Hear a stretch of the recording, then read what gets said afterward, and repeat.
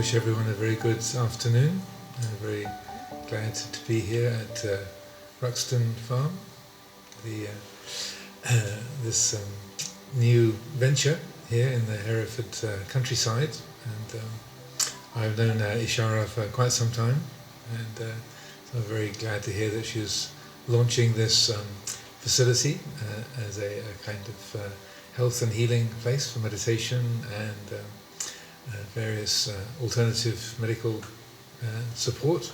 So this is an invitation she's made to us, myself and members of my community from Amaravati Monastery in Herefordshire. The Venerable here is residing here for the 3 months of what's called our Rains Retreat period. This is July to October is the monsoon season, so this is our, in Buddhist tradition, our annual formal retreat season from the full moon of July to full moon of October. So I think you're very lucky to have the Venerable staying here for this time.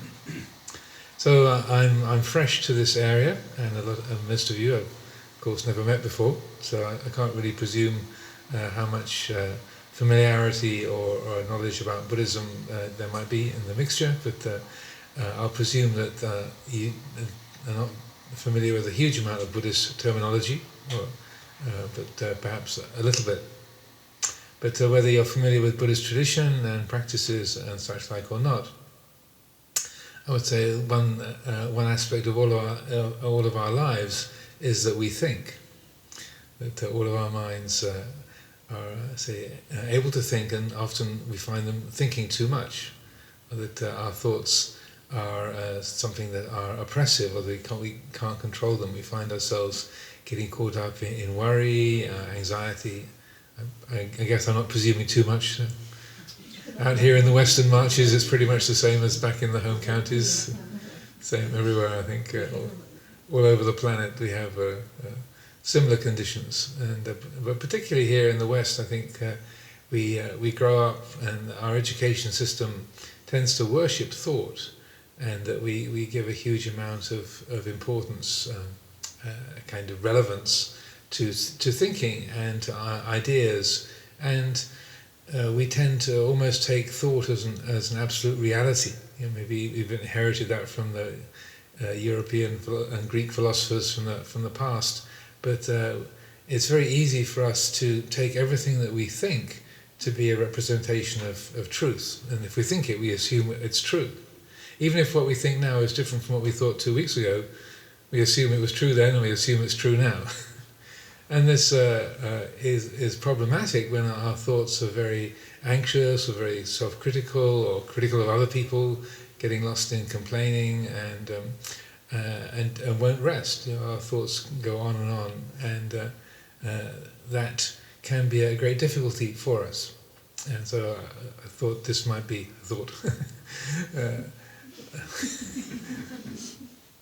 it might be a useful topic to focus on today. Buddhist meditation isn't about making ourselves not think. It's not. If you have ever had the feeling, oh, I wish this thing would just shut up. That I think probably all of us have had that at certain times. Particularly if you're lying awake, you can't rest because your thoughts are going on and on and on. But Buddhist meditation is not about annihilating thought or stopping thought altogether, but it's a lot to do with learning to see thought in a better context, and also in the context of our whole life, and in context of the natural order. In Buddhist psychology, thinking is just another one of the senses. So the eyes perceive light, the ears perceive sound, the nose perceives odours, and the tongue perceives flavours, and the body perceives touch. The mind perceives thought. So thought is just another sense object in many respects. It doesn't have it's not in a special category. And just as we can see things and not give a lot of meaning, like, you know, what do these beams mean? They don't have they are what they are. They were growing as trees a few hundred years ago, and now they've been cut down and formed into these timbers, and now they form the beams and the structure of this building. we can add to them. We can say these are my. Well, it wouldn't be mine, but Ishara might think this is my building. I own these beams. Or we might be an architect and go, that's an interesting structure. I think this is 16th century, maybe 15th. We add our own story to it, but in themselves they are just what they are, and that we see them, we can have ideas, we can name them, but we don't have to make a big thing about them. When it's a thought in our mind, when it's something that we like or something that we dislike, something that we call a problem, then it's not just a passing impression. It can be really taken to be something absolutely solid and real. But if we use the Buddhist perspective, then just as a sound is just a sound, like the wind in the trees is just a sound, or the shape of a piece of wood, it's just a shape. It doesn't have a special meaning or particular importance, it's just that shape. That cloud is just that shape. The sound of the wind in the leaves is just that sound. That we can relate to our own thoughts in a similar fashion, that is, in a way, the sound of the mind. There's a particular pattern of concepts and ideas, memories that pop up into being, and they take this particular shape.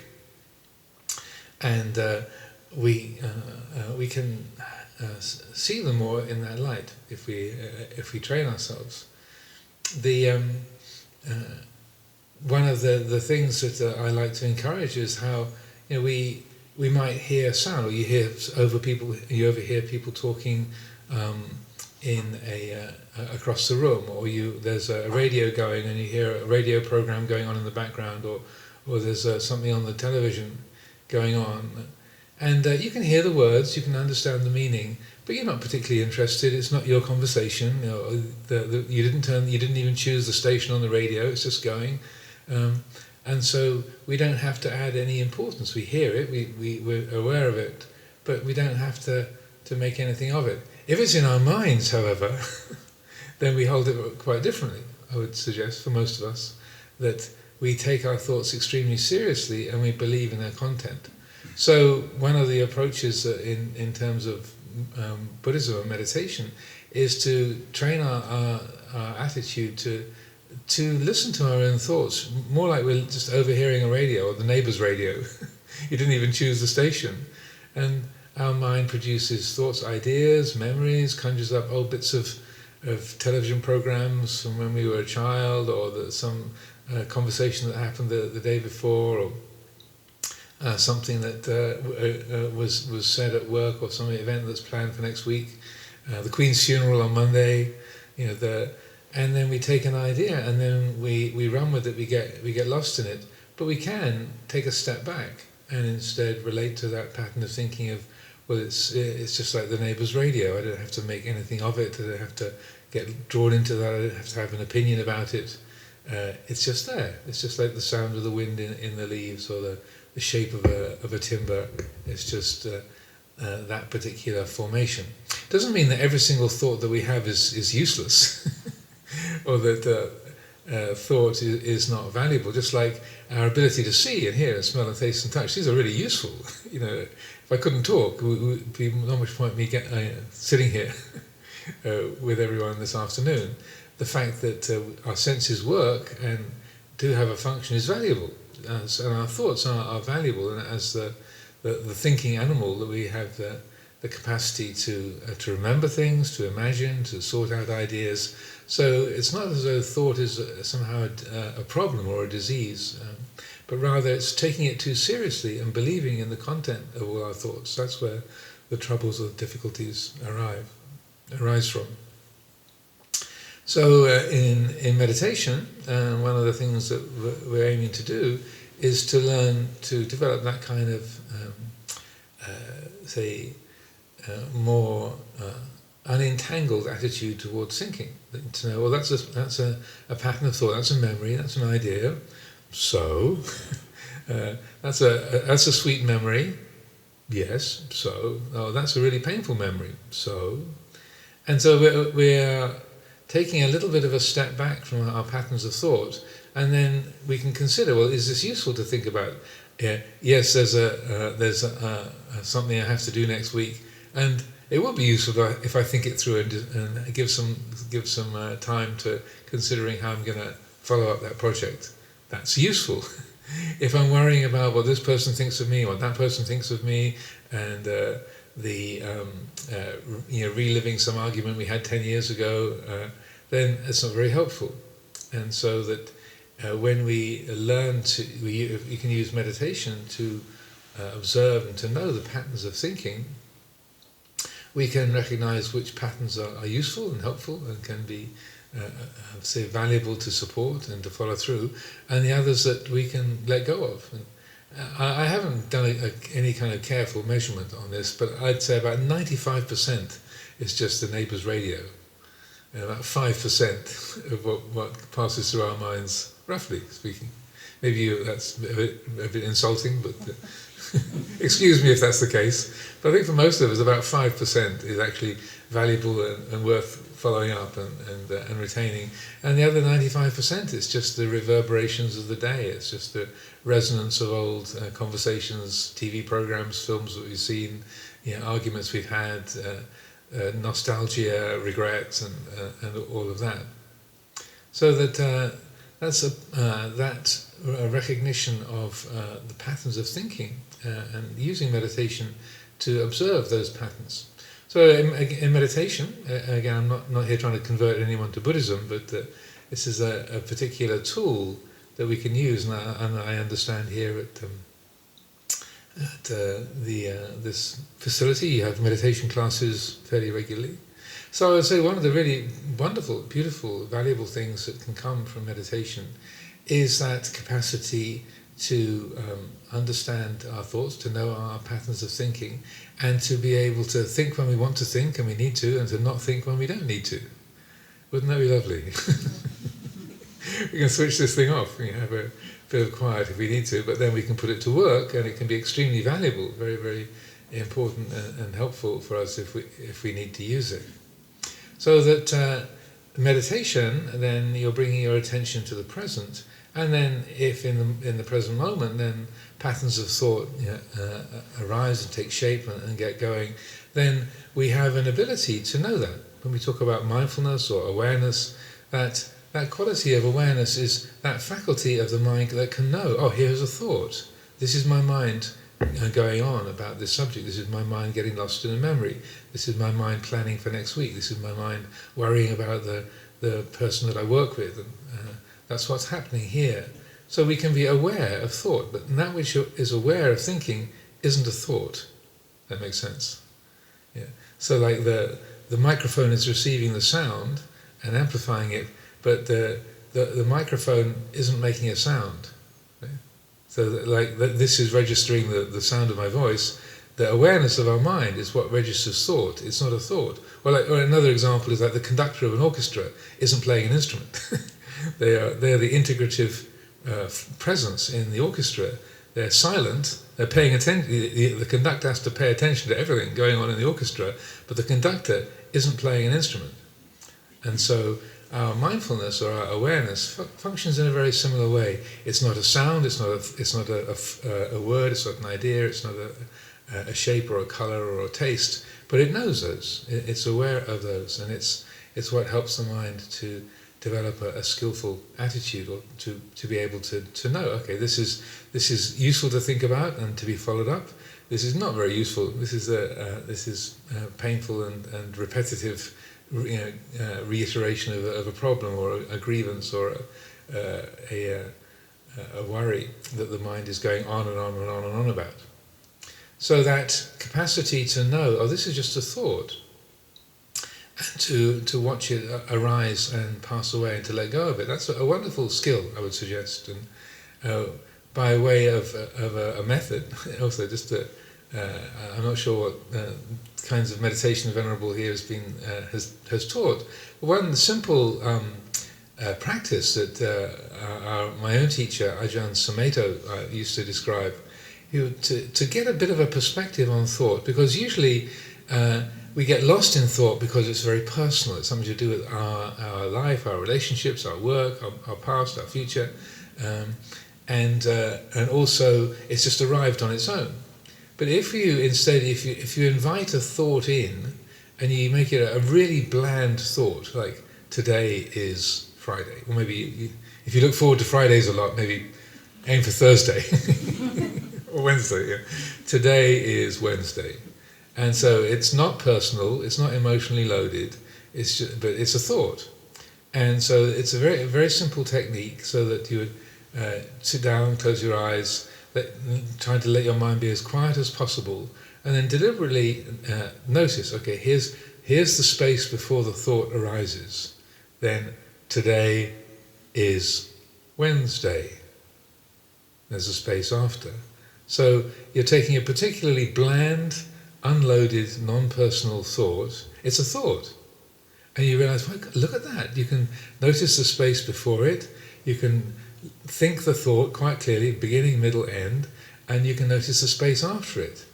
And it's as a simple exercise, but then and if you repeat that a few times, then you also begin to notice, well, actually, even while the thought is there, there's kind of space around it too. It doesn't fill the whole mind. It's just there is a thought, just like I can look at the flowers or the beams or your faces, but you don't fill the room. There's the rest of the space of the room, and so in the space of the mind, if you like, there's today is Wednesday, but that doesn't fill the whole space of our awareness. Oh, look at that!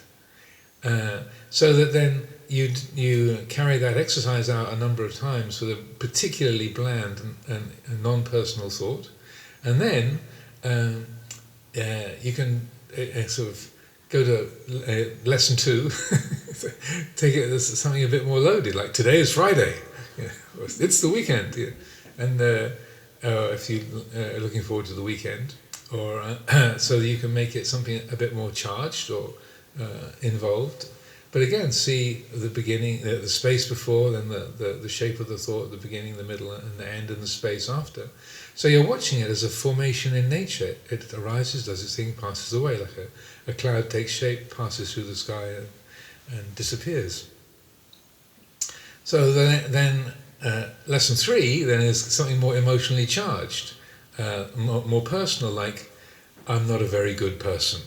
If that's a thought that crosses through our minds. Or it might be, I'm a really special person. That passes through our minds. Something that's got me written in it. And then, again, that's a bit more of a challenge, because the mind easily gets drawn into believing those kind of judgments. Well, I'm really not a very good person. I really am not. There's a few things I ought to... the mind gets going.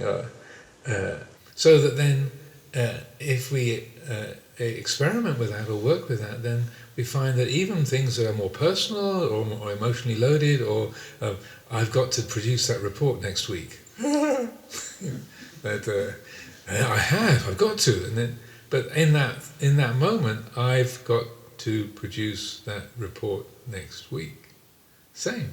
There's a space before, there's the pattern of the thought, there's a space after. Still means you've got to write the report, but it means that you're learning how to know that thought, to appreciate it, and say, yeah, that's meaningful, that has got my name on it, I'm responsible for that, but in this moment, I'm just taking some time to be developing a perspective on thinking. That's what I'm doing. So that's a simple exercise. You try this at home, if you wish, or here. Another aspect of thought, which I've referred to a little bit, is that thinking and our emotions and our bodies are all part of the natural order. And with our thoughts and our emotions, we can take them very, very personally. Like, I remember, I think this is my memory, or I'm angry, or I'm excited, or I'm anxious. And because I'm anxious about something, or I'm angry about something, or I'm excited about something, and it's part of the narrative of my day. Again, don't assume I'm reading anybody's mind. So, how did he know? But this is statistics rather than psychic powers. This is how we are as human beings. I'm not reading anybody's mind. It's just this is easily how we are. And so we take it very personally. Like, I've got an anger problem, or I've got an anxiety problem, or I've got a lust problem, I've got a self-hatred problem. And because those particular patterns might be very, very regular, coming repeatedly, and we feel them here, and it's got bits of our own personal history written in large and vividly, then you say, well, I have got an anger problem. I do get angry, I've got to do something about that. Yeah, I do worry, I worry all the time. So it can seem very personal, but you didn't invent anxiety or anger or jealousy or excitement or busyness. These existed in the universe before we came along. They're patterns of nature. If we have a body and a mind, then we can experience love and hate, fear and hope. We can experience cruelty and compassion. These are all natural factors of the mind. We didn't invent love or compassion or cruelty. We experience them. They're known here. They happen here within our hearts, our minds. But we relate to them often as if they're so much who and what we are. That, as if I invented anger. This is mine. This is who and what I am. And so again, with the cultivating the Buddhist perspective or using the Buddhist path or attitude, then that sense of not taking things personally, but seeing our life, our body, our mind, our nature, our character, as aspects of the natural order, that shifts the attitude a little bit. So again, you're not pretending it's not there. You're not saying, "Oh, anger is a wonderful thing. I'm so happy I'm jealous all the time." That, it's really, really good. And if you don't like my jealousy, it's your problem.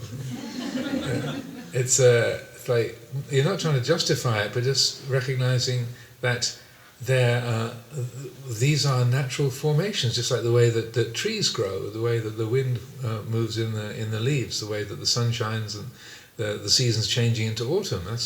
It's a pattern of nature. So having been born, having got a body, having got a mind, having the language we have, the family history we have, the education that we've had, and our personal backgrounds, then that gives a particular tone or a form to our experience. But every aspect of the body and mind is part of the natural order. Even something that's sort of been constructed, like this microphone, or the electric cable, or the table, or the glass of water, and the flower arrangement. There's been human agency involved. They had to dig the minerals out of the ground and form them into the metal and the plastic and the wire. But everything, even the human ingenuity that put the microphone together and the cameras and everything, that's all part of nature, I would say. That there isn't any aspect of our body and mind that isn't part of the natural order. So it's not a supposition, or it's not just something added on. So no, this is the fact. I can't think of any aspect of the body and the mind or the world that isn't part of the natural order. We call things unnatural because there's been human agency involved, like making plastic or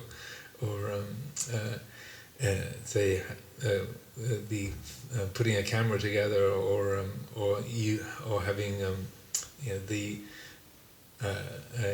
the kind of say amenities that we have nowadays in terms of communications or travel and so on. Say, oh, it's really unnatural to be using fossil fuels or to having all this plastic polluting the oceans and such like.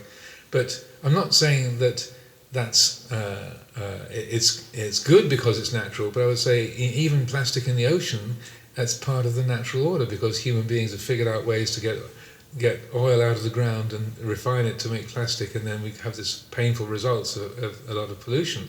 So not everything that's natural is useful or good or wholesome, but it is part of the natural order. So, and there'll be some time, as we were saying, lots for questions if you wish. But so I'm not saying that everything that's natural is helpful, like anger or jealousy or greed. They are natural, but they're not helpful in terms of our human relations and functioning in life. But when we take a shift of view and we see within our own life, our body, our mind, and our character, our nature, these are part of the natural order. There's a way that there's a greater spaciousness, where we don't take it all personally, or we feel that it's because of something I've done or something that I am, as if I was sort of specially responsible, or specially wrong, or that I've made this special achievement. Yeah, I really am somebody special. That the things that one of the ways that we create stress and pressure, tension in our lives, is just taking everything very personally. So if we can shift the view a little bit to see things in terms of nature, then when we have a jealous impulse or an angry impulse or a cruel impulse, then we can recognize that, well, it's natural to feel this, or this has risen because of particular causes and circumstances. It's not who and what I am. If it's followed, it'll be painful for me, it'll be painful for others. If I have this cruel impulse and I act on it, it's going to be painful results. I don't have to hate this person on account of it. I don't have to take it personally, but it doesn't have to be followed either. So if we see that the thoughts we have, the emotions we have, and our body and the world is all part of a natural order, that we can feel a certain ease or relaxation that there's nothing absolutely wrong, but rather that if we act in ways that are destructive or harmful, it's going to be painful for us and painful for others. But it doesn't mean that we're a bad person or we're somehow useless or evil because we've had a jealous impulse or an aggressive impulse. So, no, we are human beings. We live together. We have a kind of group psychology. So it's easy for us to be competitive. Even at the traffic lights. Who's going to get away first? Or going for a parking space. It's my parking space. How dare you? How dare you? That's my space. And we're competitive. We're territorial. It's part of our animal ancestry. We don't have to say, I'm a terrible person. I should make way. I should make way for the other people at the car park. I should say, please. I'm so happy to give you the last parking space. I'll find a different car park. And we can be self-critical of that sort of our greedy or selfish impulse, but to see, well, no, it's natural for those selfish, greedy impulses to arise, or aggressive and cruel impulses to arrive. To be lost in grief, just like I was saying, the Venerable Dhirabodhi's uncle just passed away today, very recently, just found out, and the Venerable Dhammaloka's brother just passed away just today, just a very little while ago. And when there's a death of someone close to us, then we can feel it very, very personally. Our sibling, our child, our parent, our loved one, and we feel it very, very strongly. And it can be such a powerful influence in our lives. Or like the Queen, there's this massive outpouring of grief for Her Majesty the Queen at this time. A feeling of great gratitude for what she has done for so many people for so many years. So that, again, we're not trying to suppress our emotions or to not feel emotions, but it's that feeling of wrongness, or it shouldn't be this way, or that things being out of order. That's where the habits of self-centered thinking come in.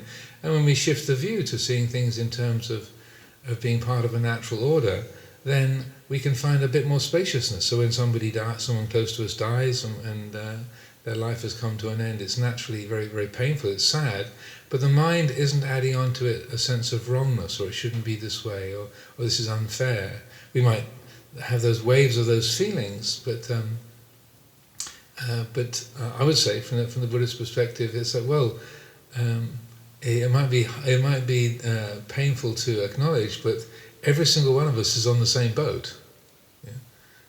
Yeah, maybe you didn't expect this for a Friday afternoon, but to have this kind of a challenge. But this is what we're a part of. All these bodies, all of us were born, so all of these lives are going to come to an end one day. That's not negative thinking. that's not kind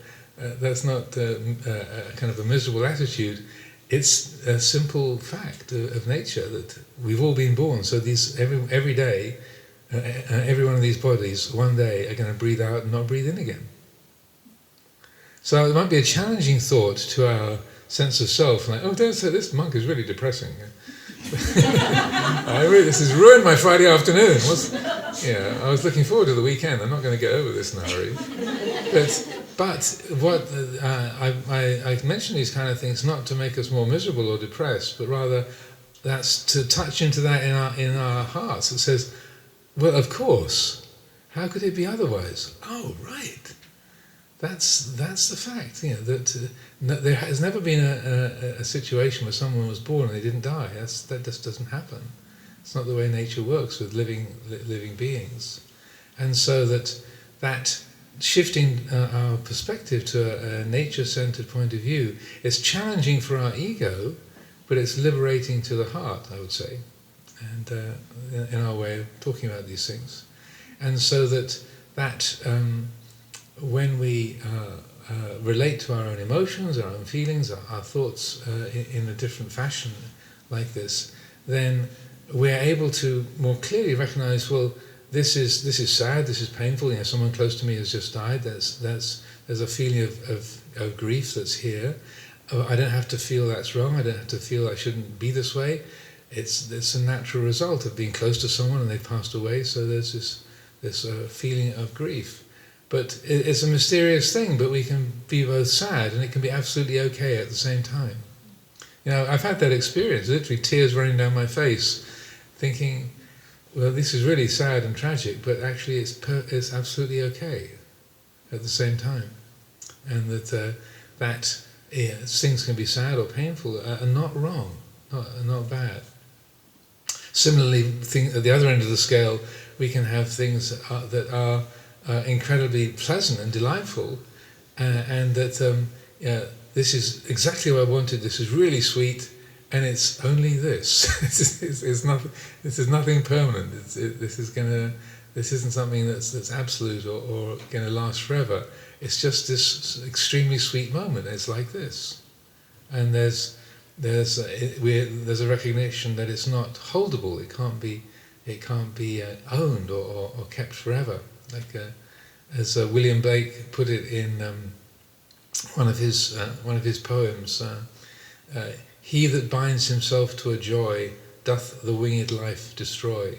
He that kisseth a joy as it flies lives in eternity's sunrise. So, forgive the gender-specific language, but that's William Blake from a couple of hundred years ago. So that capacity to know a joy, and not to try and feel like we've got to own it and keep it and possess this forever, but it's only this. It's just this sweet moment. It's not ownable. So there's a lightness in the attitude that we have, both for the painful and the pleasant, the beautiful and the challenging. So I feel this is another aspect of Buddhist meditation, Buddhist practice, is what we call the development of wise reflection, using our thinking faculty. Our ability to observe and see how nature works, to consciously use that, to reflect, what is the attitude that I'm carrying around? I'm feeling this is wrong. Somehow when I go to town and I'm driving, something in me is expecting every traffic light to be green, and is somehow resenting when it goes red and I have to stop. That is ridiculous. How can I be the one person that never gets a red traffic light? And it's a very sort of banal kind of wise reflection, but I think you can probably relate to that. Or that we're in our workplace, somebody doesn't like us, and you think, oh, that's really, I wish everybody liked me. Well, when was there ever a human being on the planet that everybody liked? It doesn't happen. So why should I be the one person that everybody likes? It's highly unlikely. So the use of wise reflection is, in a sense, the capacity to recognize the patterns of how nature operates. It's like the pattern recognizing faculty of the mind, of the heart. To take a step back to see how things work, and then the effect of that sense of, oh, that's the way it works. Duh, to use modern vernacular. Well, what was I thinking? How could I expect the world to be like that? Why should it just be set up to please me? That's ridiculous. Why shouldn't it be set up to please her or him instead? So then that way of illuminating the attitudes that we have, and then through that illumination, then we can align ourselves more easily, more completely with the way life works. So these two ways of or looking at thinking, working with thinking and the thinking mind, and relating to our emotions. I hope some of these thoughts, these reflections are valuable, but I could carry on, but since many of you are I've never met most of you before, and quite a number of you are new to this whole field, and I'd like to open things up for questions, and if there's any things that are unclear or that sound wrong or you don't feel at home with, then please, or just you want to help have a bit of clarification on, then please speak up, don't be shy. This is for you, it's not just for me to be kind of expounding, filling the air with noise. Yes, please. How do you suppose that we explore grief and feel it without ignoring it, but also recognise that it's okay at the same time? I find that really contradictory.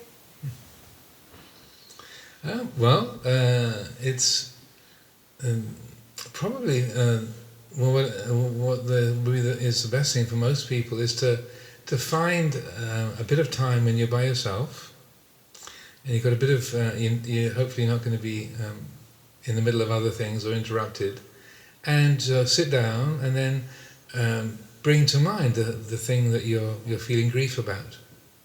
Like invite it in, like you're sending out an invitation. Invite it in and just let yourself feel that.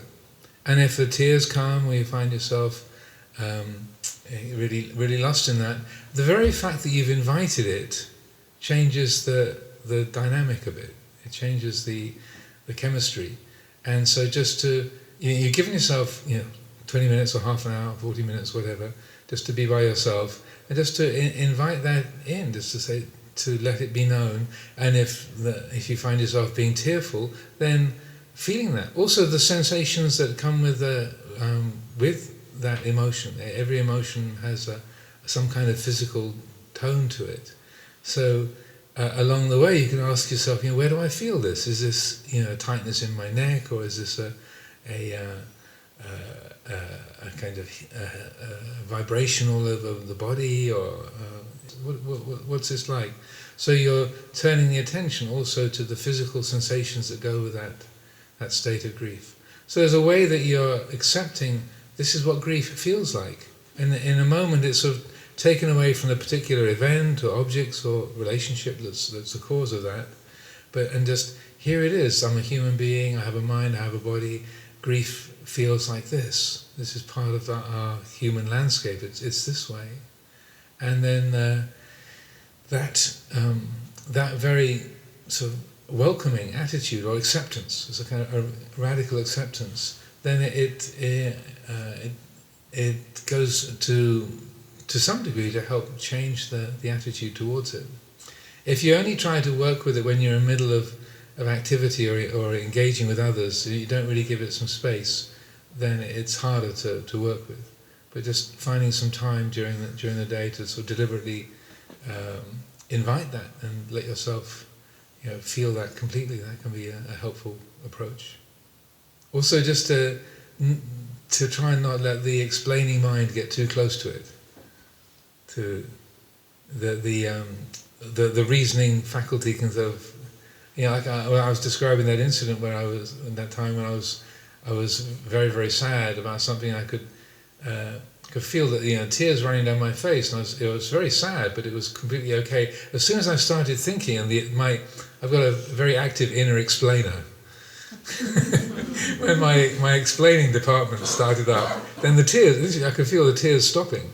And when I stopped, when the explainer went quiet, then the tears would flow again. But it was mysterious, because it felt like as the tears are running, it's more, in a sense, fully in tune with this experience, and getting drawn into the thinking patterns, so all the shoulds and shouldn'ts, that was kind of distracting the mind from, no, just pay attention to this tragic moment, this tragic event. And so that not getting drawn into explaining or criticizing, but just to focus just on the emotional tone itself is very, very helpful. Yes? May I ask a question relating to living peacefully and also living in a world where work is required to be able to feed yourself, to be able to live under a roof. And I'm trying to live a bit more simply, get rid of more things, have less things. And it's really feeling very good to do that. But I'm at an impasse now where I want to be able to do something more in my work environment to make that a peaceful place to be. But work requires you to strive, to grasp, to grab, and there's instruction that comes down that is asking you to really build on that and actually make that bigger rather than smaller. And I'm really struggling, so I'm wondering if there's any advice that you might have for finding balance in work, trying not to take things seriously, not having attachment to impressing the boss or doing the best that we can,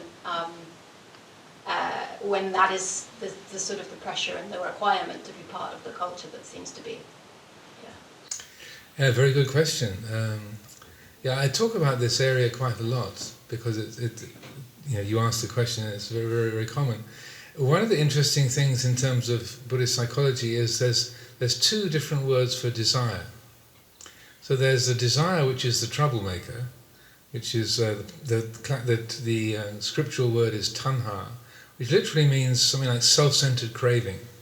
So that's the kind of desire that always causes division and alienation and insecurity and leads to an unsatisfiable quality. The other kind of desire is called chanda, and that is a necessary condition for getting anything done. So so what that means is that you can live simply and have a very skillful ethic of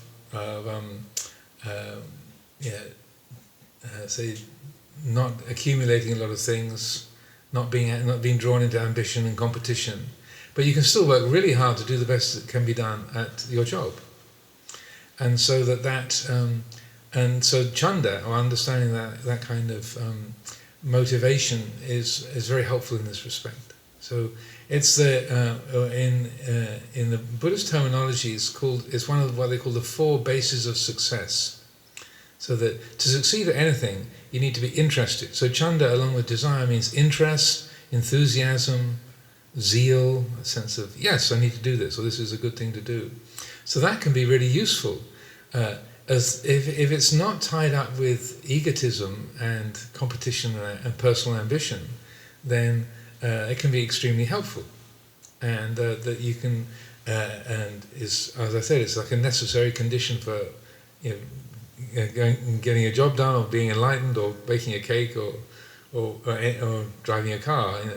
You need to be interested. You need to have that sense of engagement, and so that if you can find that place of motivation, of endeavouring to do a good job, do your work well, but not being drawn into the expectations or the kind of sparring that goes on in the workplace, but just to do your job well because you see it's work worth doing and has a helpful results, to do the best you can, to put energy into it and to think things through. Okay, how can this work well? So the other bases of success are so that you need to be interested, you need to apply energy, you need to think about what it is that you're trying to do. And then the fourth one is what they call reviewing, or looking back. Okay, did it work? So within the Buddhist perspective, those are really useful qualities, and they can be fully developed, free of any kind of self-centered habits. It doesn't have to be me. And people can praise you and say, "Oh, fantastic! You did such a good job," and you can say, "Well, I'm glad that the job was well done." It doesn't have to be about me getting the Employee of the Month award, or getting a bonus even, or getting praise. That might be sweet to be praised and get a bonus, but it's not being done for that. The purpose of doing it is to do the job well, and to provide that service, or whatever the job entails, to provide that in a good way, so that the more that we can work and operate free of that sort of self-centered ambition, and just be doing the work that we do as a service, and something that we see as being of benefit to the world or to other beings, then we can work really hard. We can put a lot into it. We can be very creative in the work that we do, but we don't have to be drawn into the sort of ego trips. And so what this brings, if we shift the attitude in this way, and it's less about me and more about what value the work has in the world, then it changes the whole attitude towards success and failure. And I was very, very success-oriented as a kid, growing up, and very competitive, very happy to get high marks in classes and get gold stars and things, and really crushed if I didn't. And in sports as well, I was very competitive in sports, playing rugby and athletics and such like. So I had a lot of that growing up, and very success-oriented, and then failure was the ultimate bad.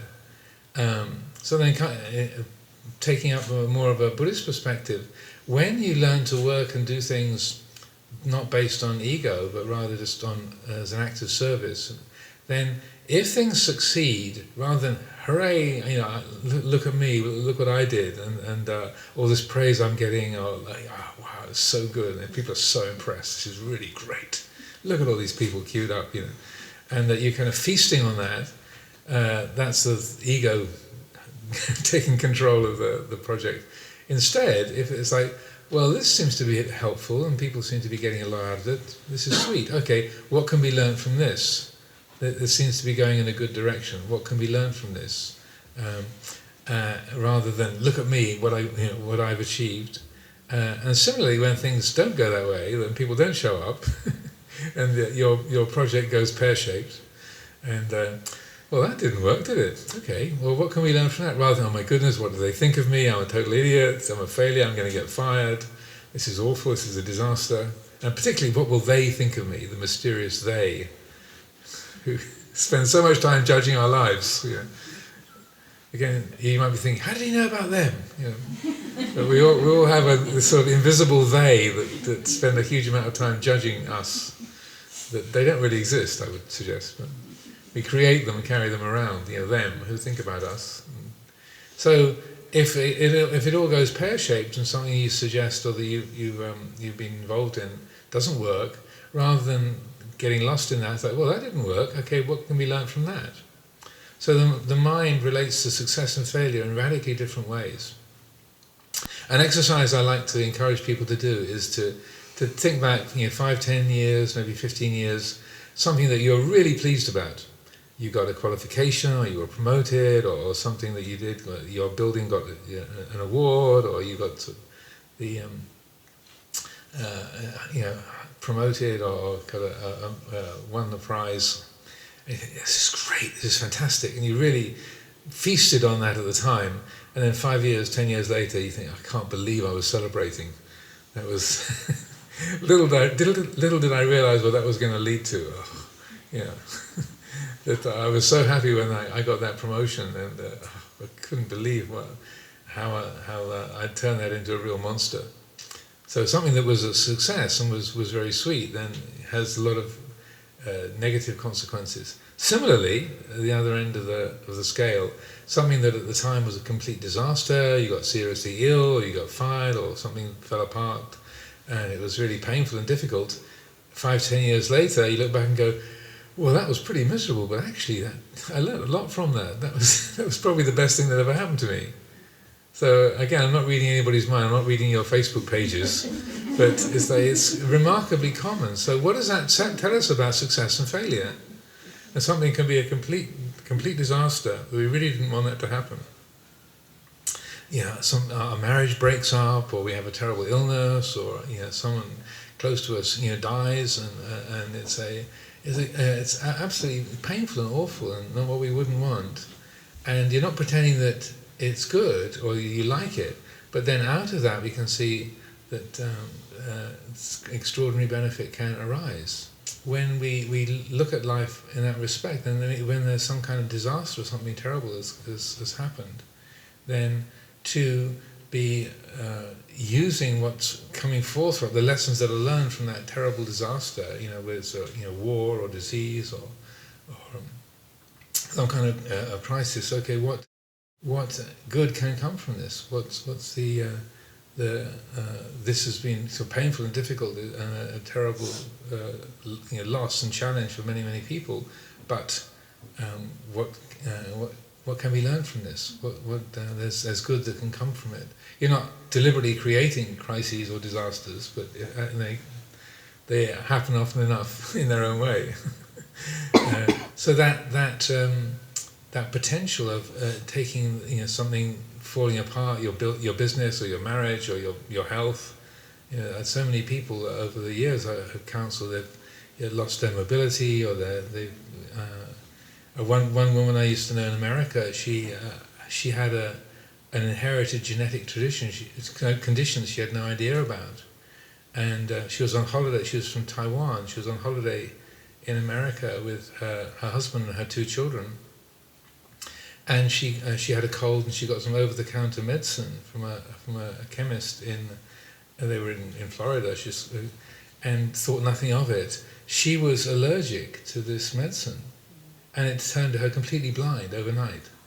It just had this reaction. She's like a 1 in a million. Her and her brother, she found out, had this genetic condition, and all of the mucous membranes in her body just dried up, and she went completely blind from that night. And then her husband didn't want to have a blind wife, so he took off with the children and abandoned her. So I met her by the time she was already found her way from Florida to California, had settled in San Francisco, had taken herself to blind school, taught herself Braille, and was teaching in this blind school. So she was an amazing person. And can you imagine the kind of horror of not only going suddenly blind, but then your partner going out, taking your children and abandoning you, blind and alone, in a foreign country? It's like, how much worse could you get than the horrible treatment? And she was an amazing person called Shui. And I thought, how are you not just overwhelmed with resentment and anger? And she said, well, just there I was. What was I going to do? I had to find a way forward. And I thought, yeah, good for you. And that, a really horrible situation.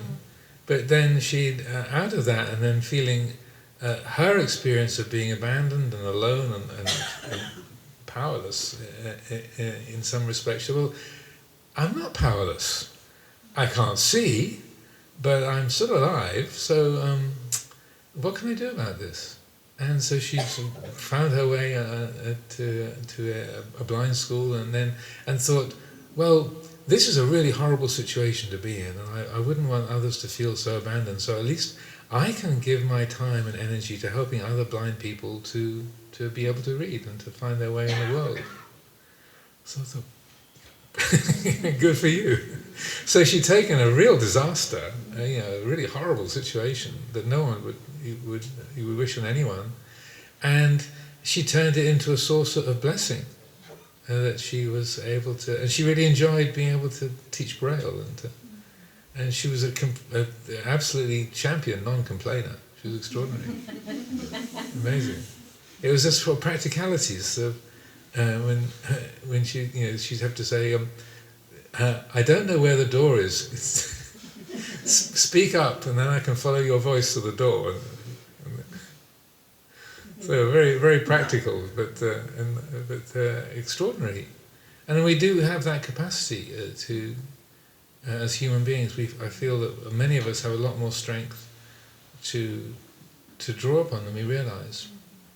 And again, going back to what I was saying at the beginning, often it's our patterns of thinking that I can't do this, or I'm not good enough, or I'm useless, or this is beyond me, or I'm out of my depth. I can't, that's we believe in the narratives of our thinking mind so easily, and so someone like her who's that situation she was in, where it's like I'm lost, I'm alone, I'm powerless, and then hearing that thought and saying, no, I'm not. I can hear that thought saying I'm powerless. I can't even speak the language. I'm in a foreign country. she said she just realised, no, I don't have to believe that. I'm not going to believe that. And so I feel that maybe that's a little bit of an extreme example, but I do feel that we have a lot more resources than we realise a lot of the time that we can draw upon, and that when we keep the self-critical or judgmental patterns of thinking in perspective, then we say, well, why do I tell myself I can't do that? Let's see. And just one last little story to share. When our teacher, Ajahn Amaro, was a young monk in Thailand, so he's American. He was the first non-Thai monk in the whole of the province, where he was in northeast Thailand. And he's very large, he's about 6'2", and so he's much bigger than all the other monks there. So he was a bit of an object of curiosity for the local people to come and look at the white monk. This is in the late 60s in Ubon province. It was a very, very remote, sort of poor country region in Thailand. And very, very basic living. Speaking of simplicity, like no electricity, no running water. It was very, very simple living.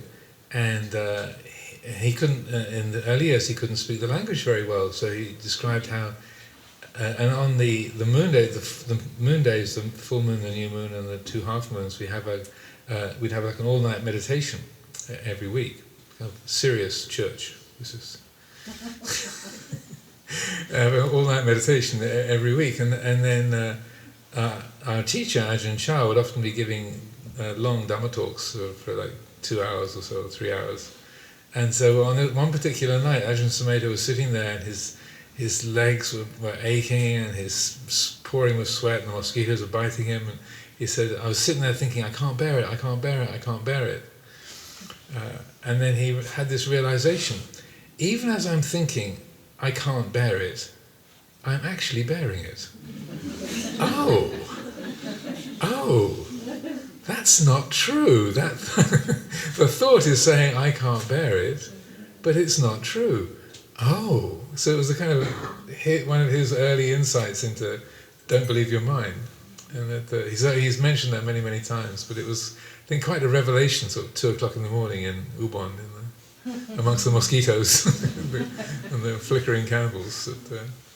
And so I think that's a helpful perspective, that even when the mind is going, I can't bear it, say, well, who says that's true? Well, why do I believe that? Yes, the mind says that, but why should that be the whole story? And then something, our intuitive wisdom, if we listen closely, it says, right. Just because you think it doesn't mean it's true.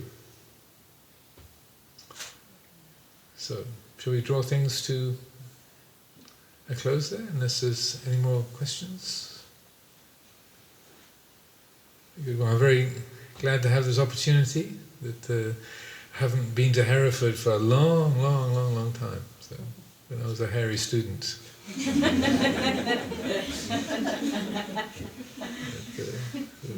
It's very, very glad to be back here and to get to spend some time.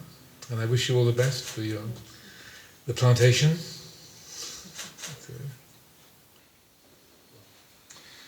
Annamayang udisanadithanagatayo banamase imina punyakamena ubhajaya gunutara acharyo pakara chamata pita janyataka suryo cha dimaraja gunavan Tanara picha brahmamara cha hinda cha lokapala cha devata yamomita manusa cha majata verika picha sabesata sukhi hondu punyani pakata Nime sukam jati vidang dentu kita Rape tavo matang imina punya kamena imina bodhisena cakipa angsula bece watanu padana cedanang ye sandani inatamaya vanipanato mamang nasandusa bandaye vayata jatu bawe bawe uchuchitang satipanya saliko viriyamina maralava tunukasa katunja viriye sume buddha dipavaro nato dhammo nato varuttamo nato pace kabuddho ca sangho nato daro mamang deso tammanupave nama roka sangla bandhu